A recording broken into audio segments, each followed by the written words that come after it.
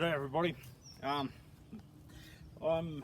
up collecting some punkwood today for one of the other fellow YouTubers,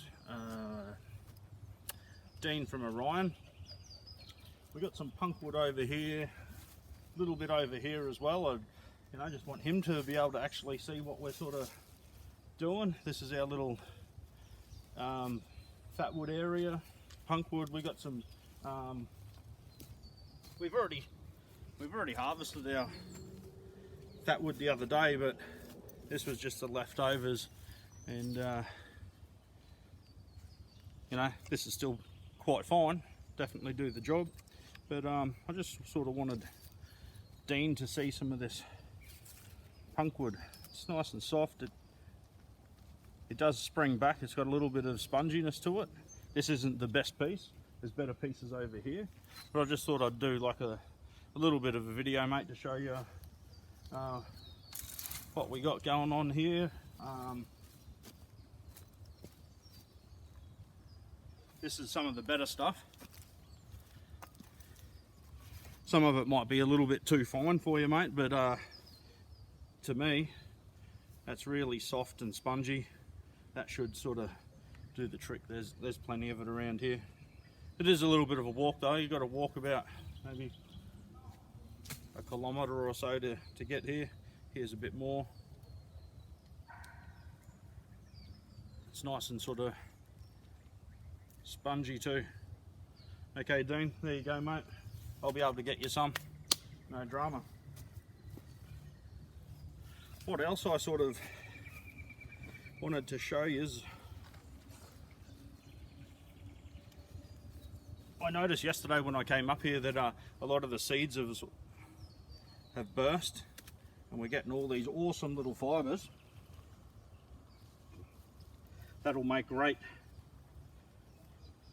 tinder. I got a few different types here, and the first one, I don't know what you call this, but I have heard it called bush cotton. So the flowers sort of look like that, round puffy balls with spiky things on them. They're not sharp. They have a white sap that comes out of them, but they basically come out into this real fine silky little cotton wool sort of textured stuff, and it's like, man, that is like soft and silky. Like, that's super good. That, I'm sure that'll just go up. I didn't actually, my ferro rod's in my other bag, so I don't have that here. Otherwise I'd spark it up and give you a little look, but that's just a drier version. Now, here's a couple of other things to look for. You're probably not going to be able to see that really good. I hope you can. But anything that's like the little seedy pods with the fur on them, these fine little bits of the of grass stalks that have got the real fine little things after the seeds have fallen off, that's all going to catch sparks and great tinder. Here's another little variation. It's still got little seed pods still attached to it. That stuff, that's what you're looking for. And once you know what you're looking for and you've made some sort of fires, when you're walking around, they'll just start popping out at you. Go, oh, that'll burn, etc, etc. So if you haven't used your ferro rods, definitely have a go, because you'll probably find out that it's harder than what you think, but then once you know, it's pretty easy, really. What else can I...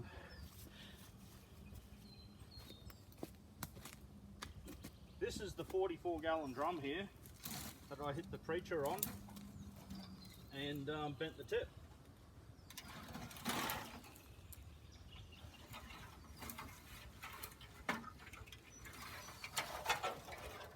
There's no way in the world that I thought that was gonna stop the preacher, but it bloody did. So yeah, don't judge a book by its cover. Okay, what else have I got for you? I've got a couple of knives here and my silky saw, you know, these are awesome. This is the Gomboy 240. It's got the curved blade, the orange handle. This is made, there's a few different options. This has got the large teeth and the curved blade or orange handle, whatever. This is for if you're going to be cutting above on angles or down below on angles. If you're going to be doing more straight cuts, carpentry work, cutting joins, etc., you're probably better off with the straight.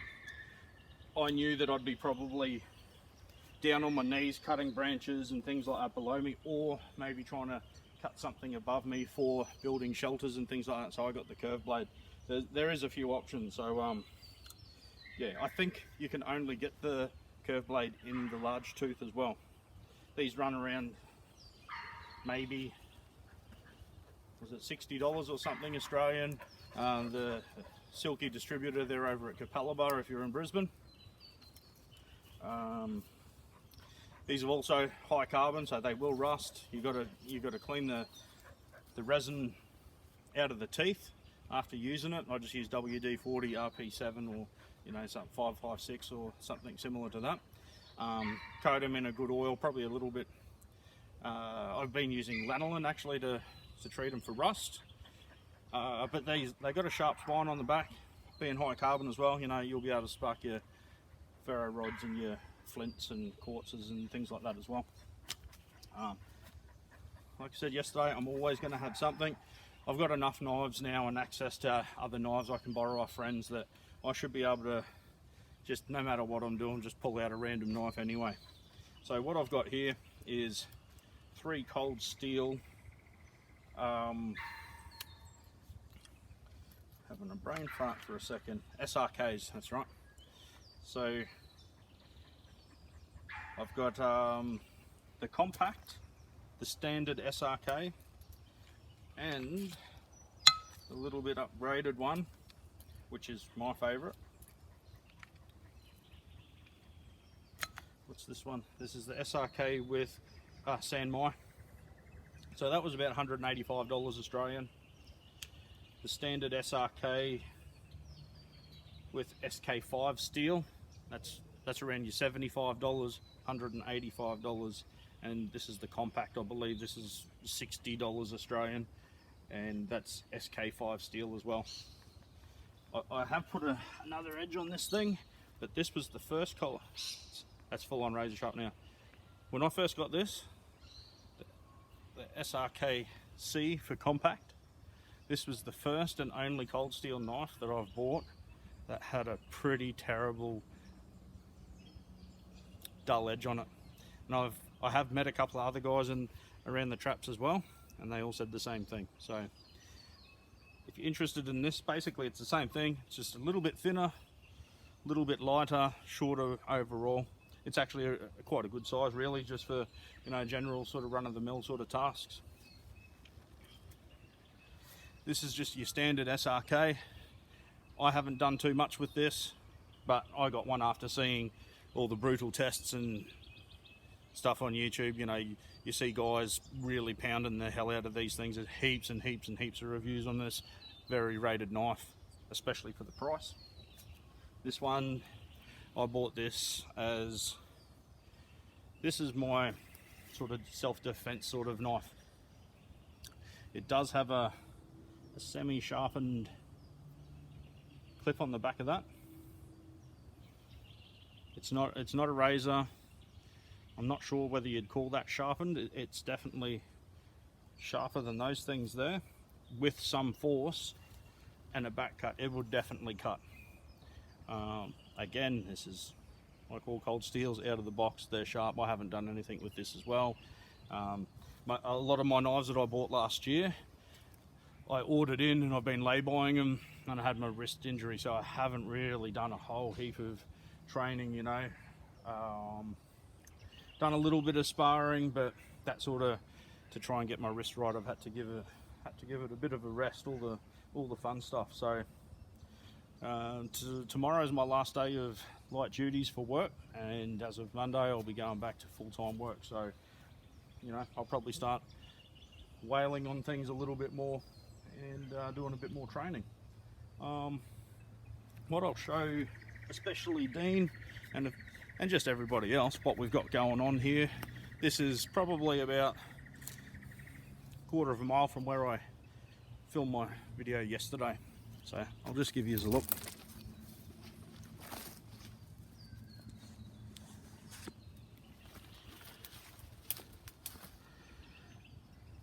So we've got a pine forest here.